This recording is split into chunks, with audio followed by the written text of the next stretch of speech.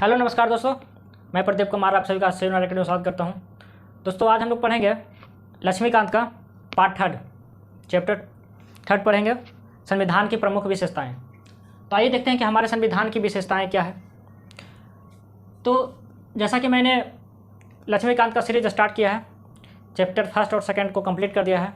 यदि आपने उस वीडियो को नहीं देखा है तो इसके प्ले लिस्ट में जाकर उस वीडियो को देख सकते हैं। आइए देखते हैं। जैसा कि मैंने पिछली वीडियो में बताया था दोस्तों कि हमारा कॉन्स्टिट्यूशन जो है, कॉन्स्टिट्यूशनल असेंबली संविधान सभा के द्वारा 26 नवंबर 1949 को एडॉप्ट किया गया। मतलब उन्होंने स्वीकार किया अपने ही द्वारा बना, संविधान सभा के द्वारा बनाया गया संविधान को संविधान सभा ने ही उसको क्या किया, स्वीकार किया। और क्या है, और देखिए संविधान बना तो संविधान में कुछ बदलाव आए, तो हम लोग बदलाव को क्या देखते हैं, संशोधन के रूप में देखते हैं। तो 7वीं 42वीं 44वीं 73वें 74वें 97वें 101 इन सब क्या है, संशोधन के द्वारा बहुत सारी चीज़ हमारे कॉन्स्टिट्यूशन में जुड़ा गया। इनफैक्ट 42 कॉन्स्टिट्यूशन को तो आप लोग सभी जानते हैं कि मिनी कॉन्स्टिट्यूशन के नाम से ही जाना जाता है, इतना इसमें संशोधन किया गया। ठीक है, नहीं कि दोस्तों आगे देखते हैं संविधान की विशेषताएँ क्या है। तो संविधान की विशेषताएँ में बहुत सारे हमारे संविधान की विशेषता है, उसे वन बाय वन कर देखते हैं। तो विशेषताएँ में सबसे पहला क्या है कि सबसे लंबा लिखित संविधान, सबसे लंबा, इसका मतलब दुनिया में सबसे लंबा लिखित संविधान किसका है, भारत का है। अच्छा, एक दो चीज़ आता है, आप बार बार पढ़ते होंगे लिखित अलिखित, तो मैं आपको बता देता हूँ। आप पढ़ते होंगे कि जो लिखित है और अलिखित है, ठीक है दोस्तों। तो लिखित संविधान में आप पढ़ते होंगे किसका, अपने देश का, भारत का, यूएसए लिख देते हैं दोस्तों। यहाँ पढ़ते होंगे ब्रिटेन का।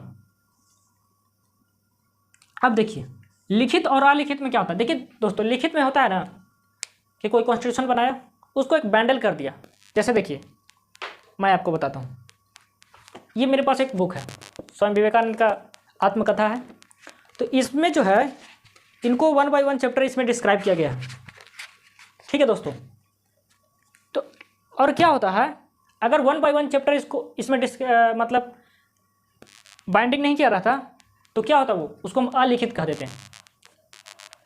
अलिखित का मतलब ये नहीं हो कि मतलब सब लोगों को क्या है मुंह पर याद है, तो उसे तो क्या करेंगे, मिसयूज कर लेंगे ना। तो वो लिखा हुआ है, लेकिन वन बाय वन कर अपना जिस चीज़ का आवश्यकता पड़ा उस चीज़ को उन्होंने बना लिया और उसको एक बैंडल नहीं किया। ठीक है दोस्तों। तो वो बैंडल नहीं किया तो उसको हम लोग कह देते हैं अलिखित संविधान। पर ऐसा नहीं है कि उनका लिखित नहीं है, लिखित है परंतु एक बैंडल किया हुआ नहीं है, एक सिस्टमैटिक वे में। ठीक है दोस्तों, तो उसको कहते हैं अलिखित संविधान। तो लिखित संविधान में क्या है हमारे संविधान में कि देखिए हमारे कॉन्स्टिट्यूशन में 395 अनुच्छेद हैं, 22 भाग हैं, 12 अनुसूचियां हैं। अब देखिए क्या होता है, अब अनुच्छेद, भाग और इसमें अनुसूचियां में क्या अंतर है इसको भी मैं बता देता हूँ।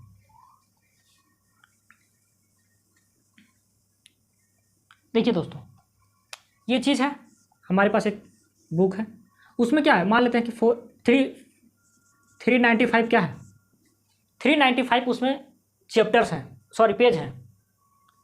टोटल कितने पेज हैं, 395। तो उसी प्रकार हमारे कॉन्स्टिट्यूशन में अनुच्छेद कितने हुए, सिर्फ आप यहाँ पेज के नंबर याद कर लीजिए, 395 है। तो हमारे आर्टिकल्स जिसको हम लोग बोलते हैं अनुच्छेद, वो कितने हैं, 395। और पार्ट बटा रहता है, चैप्टर। मान लेते हैं चैप्टर फर्स्ट में क्या है, चैप्टर फर्स्ट में 10 पेज है, चैप्टर 2 में 20 पेज हैं। तो इस प्रकार से ये हो गए भाग। और ये जो अनुसूचियां हैं ये एक अलग कॉन्सेप्ट है। जैसे हर चीज़ को, जैसे राष्ट्रपति का वेतन क्या होना चाहिए, प्रधानमंत्री का वेतन क्या होना चाहिए, इन सब चीज़ों को एक अलग रूप में अलग से लिखा गया है, मतलब इसी का एक पार्ट है तो अलग से वो लिखा गया है। ठीक है, क्योंकि ये बदलने वाला चीज़ है, बार बार इसमें संशोधन किया जाएगा, बार बार इसमें ऐड किया जाएगा। ठीक है दोस्तों, तो इसको एक अलग से कर दिया, तो उसको अनुसूचियाँ हम लोग बोलते हैं। अब आगे देखते हैं। तो हमारा जो सबसे लिखित संविधान है, तो आखिर क्यों है, सबसे लिखित है और सबसे विस्तृत है, सबसे बड़ा है, तो सबसे बड़ा कैसे हो गया, उसके पीछे कुछ रीजन रहा होगा। तो आइए देखते हैं। हमारे कुछ भौगोलिक स्थितियाँ ऐसी हैं दोस्तों। भौगोलिक रूप से देखेंगे तो भारत एक बहुत बड़ा देश है। एरिया वाइज आप देखते हैं तो 7th पोजीशन पर हम लोग आते हैं। हम लोग से आगे कितने हैं, 6 कंट्री हैं, आप लोग जानते होंगे।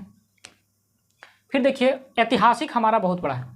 इतिहास, प्रत्येक देश का जो कॉन्स्टिट्यूशन है उस देश के आंदोलन पर, उस देश के इतिहास पर उसका आप क्या कर सकते हैं, प्रभाव देख सकते हैं। हमारे देश में जितने भी स्वतंत्रता के लिए आंदोलन हुए और उस समय जो हमारे स्वतंत्रता सेनानी थे, उन्होंने जिस चीज़ को कमी महसूस किया उसको क्या किया, उसमें ऐड कर दिया कि आने वाले समय में हमारे देश में हमारे नागरिकों को स्वतंत्र भारत में इस बात को झेलना ना पड़े। ठीक है, तो उसको जोड़ दिया। तो ऐतिहासिक रूप से भी इसमें कुछ ऐड किया गया। राज्य के लिए अलग संविधान है, अलग नहीं है, कहने का मतलब इसमें है। विस्तृत क्यों हुआ इसके बारे में बता रहा हूँ दोस्तों। जैसे देखिए, केंद्र सरकार है ना दोस्तों, और राज्य सरकार है। एक होता है केंद्र शासित प्रदेश, तो वो तो केंद्र ही सीधा शासन करते हैं, तो आप उसके अंदर कर सकते हैं। तो केंद्र कौन कौन से विषय पर बनाएगा कानून, एक अलग केंद्र की सूची होती है, मैं बताऊंगा।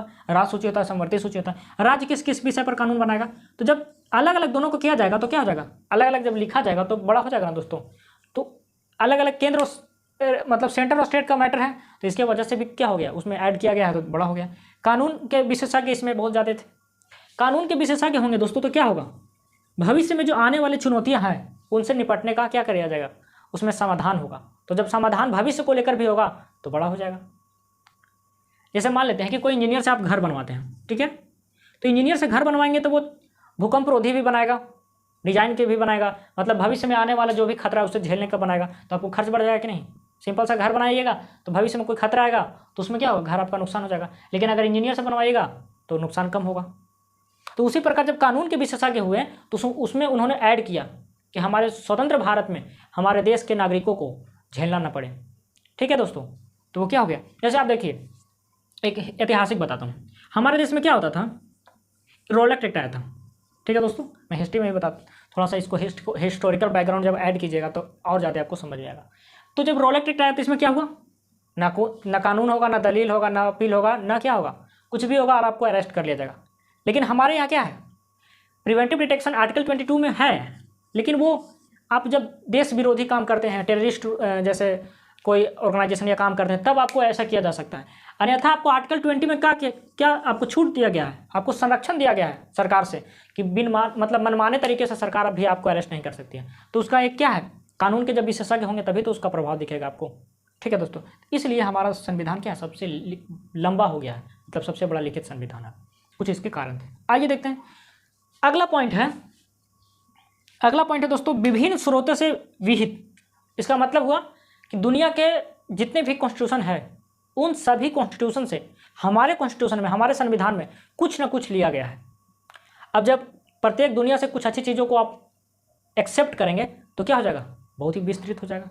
तो कहाँ किस किस देश से क्या क्या हमारे कॉन्स्टिट्यूशन में लिया गया है, उन सभी चीज़ों को आगे देखते हैं। तो सबसे बड़ा जो हमारे कॉन्स्टिट्यूशन पर प्रभाव पड़ा है दोस्तों, वो पड़ा है भारत शासन अधिनियम 1935। मैंने पिछले वीडियो में पार्ट 2 में 1935 बता दिया हूँ, अगर आप नहीं देखे हैं तो इसके प्लेलिस्ट में जाकर आप उस वीडियो को देख लीजिएगा। तो भारत शासन अधिनियम 1935 को हमारे कॉन्स्टिट्यूशन पर बहुत बड़ा प्रभाव पड़ा है। आप इसको कह सकते हैं सबसे प्रमुख स्रोत जो हमारे कॉन्स्टिट्यूशन का रहा है। आपसे पूछा जाए कि हमारे कॉन्स्टिट्यूशन पर सबसे ज़्यादा प्रभाव किसका पड़ा है, तो 1935 भारत शासन अधिनियम 1935। इसका कहा जाता है लगभग 2/3 जो पार्ट है हमारे कॉन्स्टिट्यूशन का जो आज है वो सीधा का सीधा क्या है, 1935 एक्ट से ले लिया गया। ठीक है दोस्तों, तो आइए देखते हैं कि 1935 में भी क्या क्या चीज़ थे। आइए देखते हैं 1 बाय 1। संघीय ढांचा। संघीय का मतलब क्या होता है, संघीय का मतलब होता है दोस्तों,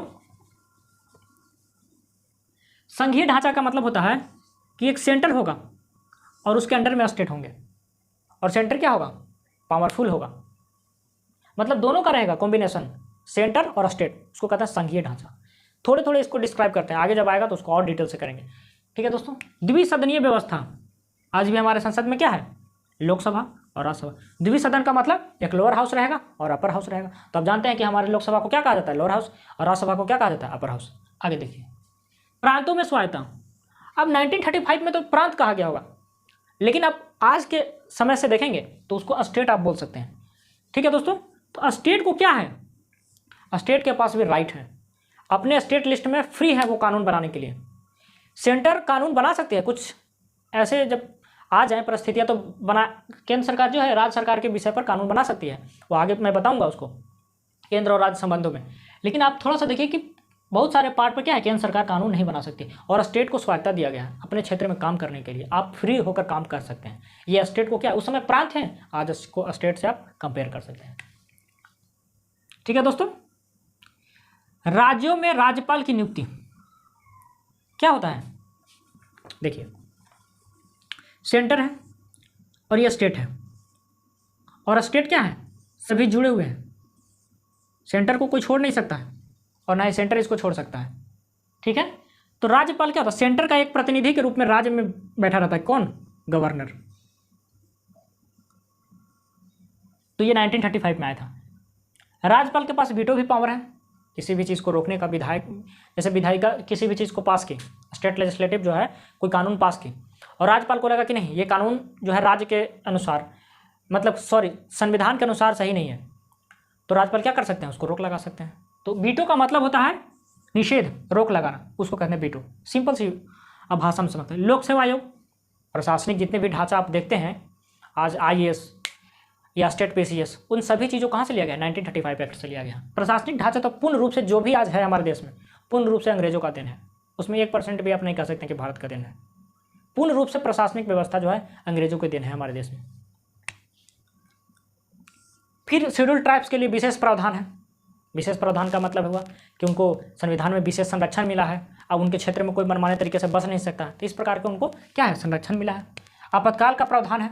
आपातकाल में आगे और डिटेल से बताऊंगा, लेकिन थोड़ा थोड़ा क्या है सबको, मतलब एक प्रकार से कह सकते हैं आप, ट्रेलर में दिखा रहा हूँ। जैसे आपातकाल में क्या है, 352 है, 356 है, 360 है, क्या है, इसमें नेशनल इमरजेंसी है, स्टेट इमरजेंसी है, राष्ट्रपति शासन जिसको बोलते हैं, वित्तीय आपातकाल है।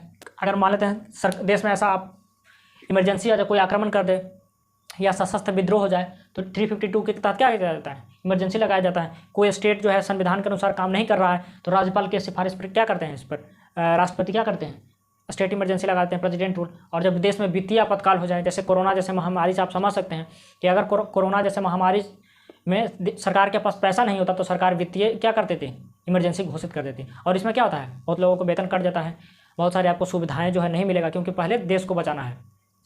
और आगे मैं बताऊँ, न्यायपालिका, समवर्ती सूची, कैग, न्यायपालिका के बारे में भी बताया गया इसमें। समवर्ती सूची का मतलब क्या होता है, देखिए दोस्तों, समवर्ती सूची मतलब सेंट्रल सरकार, स्टेट, और एक होता है कॉन्करेंट लिस्ट। तो इन दोनों जब इस पर कानून बना सकते हैं, कॉन्करेंट लिस्ट उसको बोलते हैं, समवर्ती सूची, जो दोनों इस पर कानून बना सकते हैं। सेंटर अपना सेंटर का लिस्ट पर कानून बनाएगा, स्टेट अपना स्टेट लिस्ट पर कानून बनाएगा। मतलब स्टेट लिस्ट में इसमें लिखा हुआ रहता है कि इस विषय पर सिर्फ स्टेट कानून बनाएगा, इस विषय पर सिर्फ सेंटर कानून बनाएगा। और कुछ ऐसे रहते हैं विषय जिस पर दोनों मिलकर कानून बना सकते हैं, दोनों भी कानून मिलकर भी नहीं, मतलब दोनों कानून बना सकते हैं, स्टेट भी चाहे कानून बना सकता है, सेंटर भी कानून बना सकता है, उसको कहते हैं समवर्ती सूची। और CAG, controller auditor and general, जिसको बोलते हैं CAG, controller and auditor general, ये क्या करता है, ये देश में जितने पैसे खर्चा होते हैं, एक बहुत बड़ा होता है दोस्तों ऑडिटर। ऑडिट करने का मतलब क्या होता है, लिखने वाला काम करता है कि पैसा कितना खर्चा हो रहा है, क्या सही तरीके से खर्चा हो रहा है या नहीं। बशर्ते क्या कर सकता है, कंट्रोल नहीं कर सकता है। जैसे यहाँ पे धन रखा हुआ है इस पर, तो ये सेंट्रल सरकार है, ये स्टेट सरकार है, तो इसमें से पैसा अगर मान लेते ये सेंट्रल सरकार निकालती है, कितना निकाल रही है इससे इसको कोई लेना देना नहीं है, आप जितना ले जा सकते हैं। बशर्ते सिर्फ ये देखिए कि हाँ जो खर्चा कर रहे हैं वो सही कर रहे हैं या नहीं कर रहे हैं, खर्चा कितना किए, बस यही इसका काम है। मतलब पैसा का क्या करना, हिसाब किताब रखना, आप समझ सकते हैं सिंपल भाषा में कैग। आगे देखिए, और हमारे देश से लिया, अलग अलग देशों से हमारे कॉन्स्टिट्यूशन को में क्या है उसका फीचर आपको दिखेगा। तो ब्रिटेन से क्या लिया गया है, तो आइए देखते हैं। संसदीय व्यवस्था दोस्तों, संसदीय व्यवस्था लिया गया है क्योंकि हमारे देश पर लगभग 200 सालों तक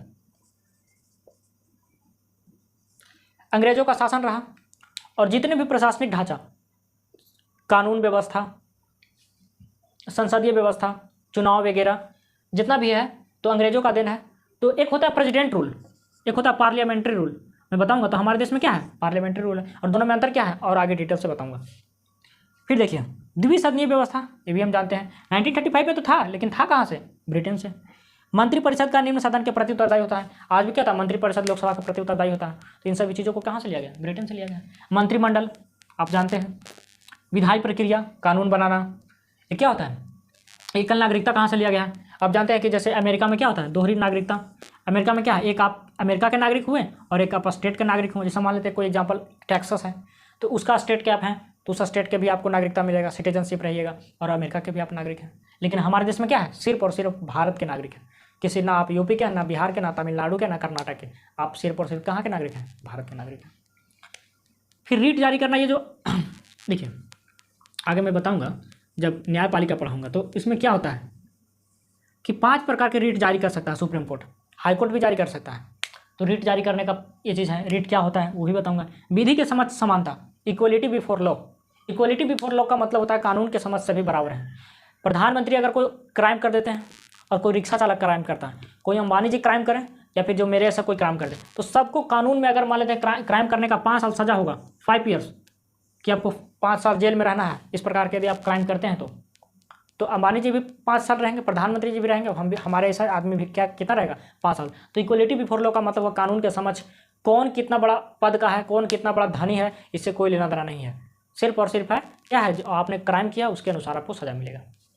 फर्स्ट पास्ट द पोस्ट का मतलब होता है, फर्स्ट पास्ट का मतलब होता है कि जो अधिक पाएगा वही सत्ता में आएगा। मतलब चुनाव से ये चीज़ है कि अगर 100 आदमी वोटर हैं और 5 कैंडिडेट हैं, और मान लेते हैं 4 का मिला, सपोज मान लेते हैं कि टोटल मिलाकर इन लोगों के अगर सपोज मान लेते हैं ऐसे 5 कैंडिडेट हुए ना दोस्तों, तो आप ऐसे जोड़ सकते हैं कि एक को मिला 40, ठीक है, और बाकी जो 4 बचे उन सबको मिला 60, और इन लोग के सबको मिला 15-15, मतलब 15 × 4। तो कौन जीतेगा, 60 लोग इसको नकार दिए लेकिन फिर भी जीतेगा यही। मान लेते हैं मेरा नाम प्रदीप कुमार है, मैं चुनाव में खड़ा हुआ एमपी में, एमपी मतलब मध्य प्रदेश नहीं, मेंबर ऑफ पार्लियामेंट दोस्तों, ठीक है। तो मुझे 40 वोट मिला तो मैं क्या हो गया, एमपी बन गया। तो इसको कहते हैं फर्स्ट पास्ट द पोस्ट, ठीक है। फिर कैग जो यहाँ भी बताया कि 1935 एक्ट से आया था, लेकिन कैग था भी कहाँ से, लिया गया कहाँ से था, तो ये ब्रिटेन से था, ठीक है दोस्तों। आइए दोस्तों अब हम लोग देखते हैं कि हमारे कॉन्स्टिट्यूशन में, संविधान में अमेरिका से क्या क्या चीज़ लिया गया। तो अमेरिका से लिया गया दोस्तों स्वतंत्र न्यायपालिका, और आप जानते भी हैं, इसे ऐसे देखिए क्या दोस्तों, ये कोई घर है और ये हो गया लोकतंत्र, इसका छत जो है दोस्तों, और ये हो गया जुडिशियरी, एग्जीक्यूटिव, कार्यपालिका, लेजिस्लेटिव, विधायिका, और एक मीडिया को भी आप रख सकते हैं। लोकतंत्र का चौथा स्तंभ मीडिया को कहा जाता है, याद रखिएगा। तो अगर जुडिशियरी नहीं होगा दोस्तों, तो जुडिशियरी क्या है, लोकतंत्र का एक पिलर है, और जब फ्री नहीं होगा तो सरकारें क्या करेंगे, मान लेते हैं कि किसी को सरकारें मनमाने तरीके से अरेस्ट कर ली, तो व्यक्ति जाएगा कहाँ, सरकार ही सुप्रीम है, तो जुडिशियरी के पास जाएगा। और जुडिशियरी को सरकार भी क्या कर सकती है, चैलेंज नहीं कर सकती है, सरकार भी जुडिशियरी के अंदर ही काम करती है। तो इसीलिए न्यायपालिका को स्वतंत्र होना बहुत ही जरूरी है। तो स्वतंत्र न्यायपालिका कहाँ से लिया गया, अमेरिका से लिया गया। और दोस्तों एक चीज़ और मैं बता देता हूँ दोस्तों आप लोगों को, अमेरिका और ब्रिटेन, अमेरिका में दोस्तों जुडिशियरी बहुत ज़्यादा सुप्रीम है, बहुत ज़्यादा पावरफुल है, और ब्रिटेन में दोस्तों मतलब यहाँ पार्लियामेंट बहुत ज़्यादा सुप्रीम है। ब्रिटेन के पार्लियामेंट के बारे में कहा जाता है कि सिर्फ ब्रिटेन का पार्लियामेंट जो है लड़का को लड़की नहीं बना सकती, और लड़का को लड़की नहीं, मतलब लड़की को लड़का नहीं और लड़का को लड़की नहीं, बाकी मतलब ये इस काम को छोड़कर ब्रिटेन के पार्लियामेंट सब कुछ कर सकते हैं। और यहाँ का जुडिशरी, अमेरिका का जुडिशरी बहुत पावरफुल है, लेकिन हमारे यहाँ का दोनों का बीच का है। हम मध्यम मार्ग पर चलने वाले लोग हैं। वैसे भी बुद्ध की धरती है और बुद्ध उपदेश भी देते हैं मध्यम मार्ग का, ठीक है। एक्सट्रीम किसी भी चीज़ पर नहीं, ऐसा नहीं कि जुडिशरी सबसे सुप्रीम है, ऐसा नहीं कि पार्लियामेंट ही सबसे सुप्रीम है। हम लोग का नहीं कि दोनों को मिलाकर साथ साथ चलना है, बीच का रास्ता ढूंढना है दोस्तों, ठीक है। तो हमारे यहाँ दोनों चीज़ है। तो यहाँ हमारे यहाँ न्यायपालिका कहाँ से लिया गया है, अमेरिका से लिया गया है। न्यायिक पुनर्लोकन, जुडिशियल रिव्यू जिसको कहते हैं, याद रखिएगा अगर पूछ दिया जाए, वो आर्टिकल 137 में दोस्तों लिया, हमारे कॉन्स्टिट्यूशन का 137 में लिखा है जुडिशियल रिव्यू। जुडिशियल रिव्यू का मतलब क्या होता है दोस्तों, देखिए आप सभी लोग मैच देखते होंगे, मैच में क्या होता है, रिव्यू ले लो, या रिव्यू कोई लेता है तो पुनः दिखाता है कि क्या सही है कि गलत। उसी प्रकार जुडिशियल रिव्यू है, आगे जे लगा दीजिए, न्याय के द्वारा देखा जा रहा है कि क्या वो सही है कि नहीं। जुडिशरी अपने द्वारा अपने दिए हुए निर्णय को पुनः चेक करती है कि क्या जो मैं पहले निर्णय दिया था वो सही है या नहीं। तो जुडिशरी अपने निर्णय को भी पलट देती है कि नहीं, पिछली बार जो निर्णय दिया था वो गलत है, ये निर्णय जो है इस प्रकार सही होगा, ठीक है। तो उसको कहते हैं न्यायिक पुनर्लोकन। और आगे जब जुडिशरी में पढ़ाऊंगा तो डिटेल से सब चीज़ों को पॉइंट को बताऊंगा।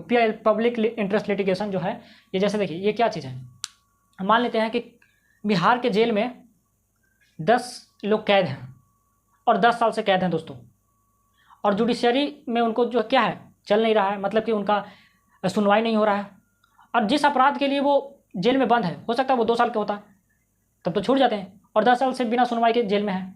तो हम क्या, अगर हम मुझे मालूम हुआ तो हम PIL सुप्रीम कोर्ट या हाई कोर्ट में दाखिल कर सकते हैं और जुडिशरी को बता सकते हैं कि देखिए सर, बिहार के जेलों में ऐसा हो रहा है, आप इस पर ध्यान दीजिए। तो मतलब कोई भी शुभ चिंतक है, समाज के बारे में, देश के बारे में, आप जुडिशरी में क्या करते हैं, PIL दाखिल कर सकते हैं। मान लेते हैं बच्चों को क्या हो रहा है, शोषण हो रहा है, लड़कियों के साथ मानते बड़े बड़े शहरों में ऐसा होता है, तो आप PIL दाखिल कर सकते हैं सुप्रीम कोर्ट में।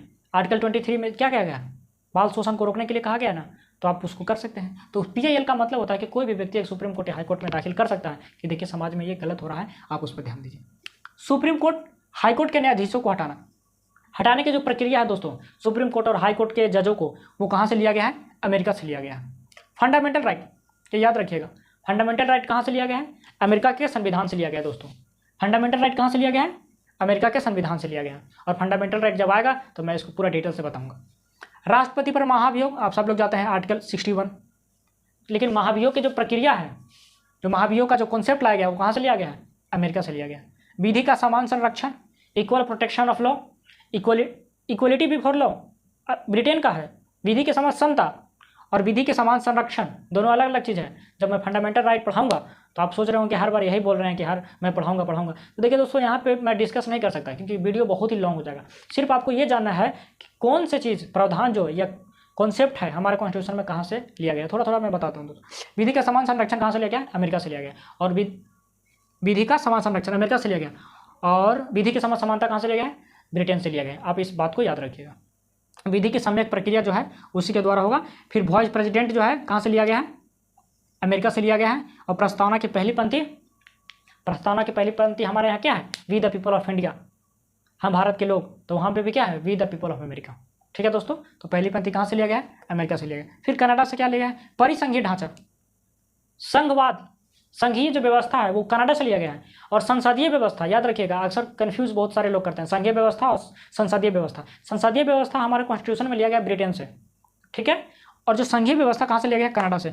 और एक चीज़ और है, अवशिष्ट शक्ति। अवशिष्ट देखिए, केंद्र की सूची, स्टेट, राज्य सूची और कॉन्करेंट लिस्ट, समवर्ती सूची। अगर इन तीनों में से कहीं भी नहीं है तो वो केंद्र की सूची में चला जाता है अपने आप, उसको कहते हैं अवशिष्ट शक्ति। तो कहाँ किसके पास है, केंद्र के पास है। ये भी कहाँ से लिया गया कॉन्सेप्ट, कनाडा से। राज्य में राज्यपाल होगा, क्या होता है, अभी देखिए सेंटर है, सेंटर में अभी कौन है, प्रधानमंत्री मोदी जी हैं। तो मोदी जी का जितने भी स्टेट हैं, चाहे उनकी सरकार हो या ना हो, प्रत्येक राज्य में क्या होगा, उनके द्वारा नियुक्त एक राज्यपाल होगा। तो राज्यपाल राज्य में क्या होगा, केंद्र का प्रतिनिधि के रूप में काम करता है। ठीक है दोस्तों, तो किसके केंद्र के द्वारा क्या होगा, राज्य में राज्यपाल होगा। तो ये कॉन्सेप्ट कहाँ से लाया गया, कनाडा से लाया गया। आगे देखिए, सुप्रीम कोर्ट से परामर्श। आप जानते हैं कि राष्ट्रपति 143 आर्टिकल के तहत जो है सुप्रीम कोर्ट से किसी भी न्याय से जुड़े मुद्दे पर अपना राय सुप्रीम कोर्ट से उसका राय मांग सकते हैं कि देखिए इस पॉइंट पर आपका राय क्या है। ठीक है दोस्तों। फिर आयरलैंड से लिया गया DPSP, directive principle of state policy, एक बहुत ही अच्छा चीज़ है, इसको भी डिटेल से हम लोग पढ़ेंगे। आप सिर्फ अभी इतना याद रखिए कि DPSP आयरलैंड से लिया। राज्यसभा में सदस्यों का मनोनयन जो कहाँ से लिया गया है, मतलब उनका राज्यसभा में प्रतिनिधि कैसे हो, उनका स्टेट का प्रतिनिधित्व कैसे हो, तो कहाँ से लिया गया है, आयरलैंड से लिया गया है। और राष्ट्रपति का निर्वाचन की पद्धति, राष्ट्रपति हो तो ये तो लिया गया अमेरिका से, ये भी चीज़ है और याद रखिएगा। और राष्ट्रपति का निर्वाचन की पद्धति किस प्रकार हो, जैसे निर्वाचन की पद्धति जैसे MP MLA के क्या होता है, फर्स्ट पास्ट द पोस्ट, मतलब जो अधिक वोट पाया वो जीत गया। अगर 100 में से अगर उसको 20 वोट भी मिला, अगर मान लेते हैं कि 20 आदमी खड़े हैं और 100 वोट में से उसको 10 वोट मिला, बाकी 20 को मिलाकर 90 मिला, अलग अलग सबको ऐड कर 19 हो रहा है, किसी को एक का नहीं, मतलब 10 से ज़्यादा किसी का नहीं है, तो वो 10 वोट वाला ही जीतेगा सर। ठीक है, तो उसको कहते हैं फर्स्ट पास्ट द पोस्ट। और ये जो राष्ट्रपति का निर्वाचन होता है, अनुपातिक प्रतिनिधित्व, एकल संक्रमण मत पद्धति, तो ये अलग चीज़ है। तो ये कॉन्सेप्ट कहाँ से, निर्वाचन की पद्धति किस प्रकार निर्वाचन हो उनका, ये कहाँ से लिया गया है, आयरलैंड से लिया गया दोस्तों। फिर दक्षिण अफ्रीका, साउथ अफ्रीका से लिया गया संविधान संशोधन। आप जानते हैं आर्टिकल 368 जो है संविधान संशोधन हमारे देश में होता है, समय समय पर संशोधन भी हुआ। आज लगभग 102-103 संशोधन हो चुके हैं टोटल।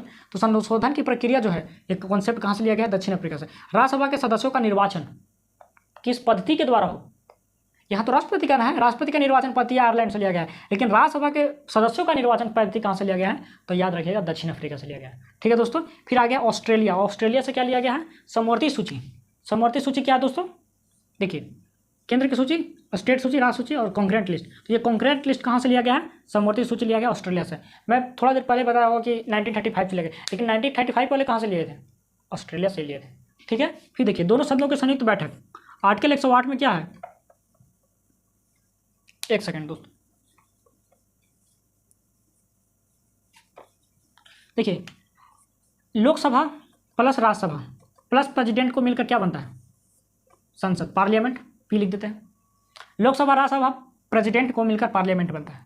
ठीक है, तो अगर लोकसभा और राज्यसभा किसी बिंदु पर संविधान संशोधन और वित्तीय से छोड़कर अगर दोनों में मतभेद हो जाए और बिल पास न हो रहा हो तो राष्ट्रपति क्या करते हैं, दोनों से अनुरोध करते हैं कि आइए एक साथ में मिलकर क्या करते हैं, इस बिल को पास करने का प्रयास करते हैं। तो संयुक्त बैठक होता है। तो संयुक्त बैठक का कॉन्सेप्ट कहाँ से लिया गया, ऑस्ट्रेलिया से। आर्टिकल 108 आप याद रखिएगा, कभी एग्जाम में पूछा जा सकता है। प्रस्तावना का प्रारूप कहाँ से लेगा, ऑस्ट्रेलिया से। अंतर्राज्यीय व्यापार मतलब एक स्टेट दूसरे स्टेट फ्री रूप से क्या कर सकते हैं, ट्रेड कर सकते हैं, ये भी कॉन्सेप्ट ऑस्ट्रेलिया से लिया गया। जैसे आप महाराष्ट्र के रहने वाले हैं, गुजरात में जाकर व्यापार कर सकते हैं। आप बिहार के रहने वाले हैं, जाके आप नॉर्थ ईस्ट में व्यापार कर सकते हैं, नागालैंड में। तो स्टेट के बीच क्या है, व्यापार हो सकता है, फ्री है व्यापार करने का जो हमारे कॉन्स्टिट्यूशन में प्रावधान है। ये कहाँ से लिया गया, ऑस्ट्रेलिया से लिया।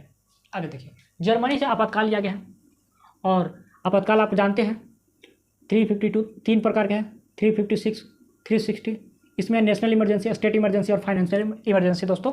ठीक है दोस्तों, तीन प्रकार कॉन्सेप्ट है, तीन प्रकार के आपातकाल है, नेशनल इमरजेंसी, स्टेट इमरजेंसी और फाइनेंशियल इमरजेंसी। तो तीनों आपातकाल, ये जो आपातकाल का कॉन्सेप्ट कहाँ से लिया गया, जर्मनी से। आप ऐसे याद रखें, जर्मनी का कौन था, हिटलर, पूरे दुनिया में क्या तांडव मचा दिया था सेकेंड वर्ल्ड वॉर में। तो आप याद रखें, आपातकाल ला दिया था। मतलब आपातकाल का मतलब क्या है, सिस्टम ठीक ठाक नहीं है। अब मान लेते हैं देश में अगर 352 लग गया है, नेशनल इमरजेंसी, इसका मतलब कोई आक्रमण कर दिया है या देश में क्या हो, गृह युद्ध के मतलब सशस्त्र विद्रोह हो गया है, तभी तो लगता है ना। स्टेट इमरजेंसी तब लगता है जब स्टेट में क्या है, संविधान के अनुसार काम ना हो। संविधान के अनुसार जब राज्य सरकार काम नहीं करती है तो स्टेट इमरजेंसी लगता है। तो इमरजेंसी का मतलब हुआ कि सही सब कुछ ठीक नहीं है। तो ये जब सब कुछ ठीक नहीं, कौन दुनिया में लाया, हिटलर। याद रखिएगा कि आपातकाल कहाँ से लाएगा, जर्मनी से। और एक चीज़ और याद रखिएगा कि वहीं से कॉन्सेप्ट आया कि फंडामेंटल राइट को उस समय के लिए जब देश में इमरजेंसी लगा हो तो सीमित किया जा सकता है। ठीक है दोस्तों, फिर देखिए फ्रांस से क्या लिया, गणराज्य, रिपब्लिक, स्वतंत्र, समानता और बंधुत्व। स्वतंत्रता जो है, समानता और बंधुत्व जो ये कॉन्सेप्ट है, या आप 9th क्लास में यदि पढ़े होंगे फ्रेंच रिवोल्यूशन, फ्रांस की क्रांति, तो उसमें आप पढ़े होंगे कि ये वहाँ का नारा उठा था। ठीक है दोस्तों, समानता, स्वतंत्रता, समानता और बंधुत्व, वहीं का नारा उठाकर हमारे कॉन्स्टिट्यूशन में लाया गया। फिर रूस में क्या है, रूस से फंडामेंटल ड्यूटी है। अब फंडामेंटल ड्यूटी क्या है, 42nd अमेंडमेंट 1976, उस समय हमारे देश में इमरजेंसी था। 42nd अमेंडमेंट के द्वारा क्या कहता है हमारे कॉन्स्टिट्यूशन में, फंडामेंटल ड्यूटी को क्या कहता है दोस्तों, जोड़ा जाता है। फिर सामाजिक, आर्थिक और राजनीतिक न्याय, पिछले वीडियो मैंने बताया था इन तीनों प्रकार के राजनीतिक न्याय को क्या, न्याय तीन प्रकार के याद रखिएगा, सामाजिक, आर्थिक और राजनीतिक न्याय को लाया गया। तो कहाँ से कॉन्सेप्ट है, रूस का कॉन्सेप्ट है। ठीक है दोस्तों, आगे देखिए, विधि द्वारा स्थापित प्रक्रिया, जो कानून है उसके द्वारा क्या किया जाता है, सजा आपको मिलेगा। तो देखिए दोस्तों, ये जो मैं बताया, सिर्फ जो हमारे कॉन्स्टिट्यूशन का जो है, संविधान की प्रमुख विशेषताएं, जो हेडिंग था दोस्तों, उसको सिर्फ मैंने 2 पॉइंट पर मैंने इस वीडियो को कंप्लीट किया, सिर्फ 2 पॉइंट पर। एक है कि सबसे लंबा और लिखित संविधान हमारा है, और दूसरा है कि विभिन्न स्रोतों से एक्सेप्ट किया गया। तो मैंने देखा कि विभिन्न स्रोतों से जो हमारे कॉन्स्टिट्यूशन में एक्सेप्ट किया गया है, वो बहुत सारे लोगों को दिक्कत होता है कि ये राज्यसभा में प्रतिनिधित्व कहाँ से लिया गया, राज्यसभा में चुनाव कहाँ से लिया गया, आपातकाल कहाँ से लिया गया, ठीक है, संविधान संशोधन कहाँ से लिया गया, फंडामेंटल राइट कहाँ से लिया गया, फंडामेंटल ड्यूटी कहाँ से लिया गया।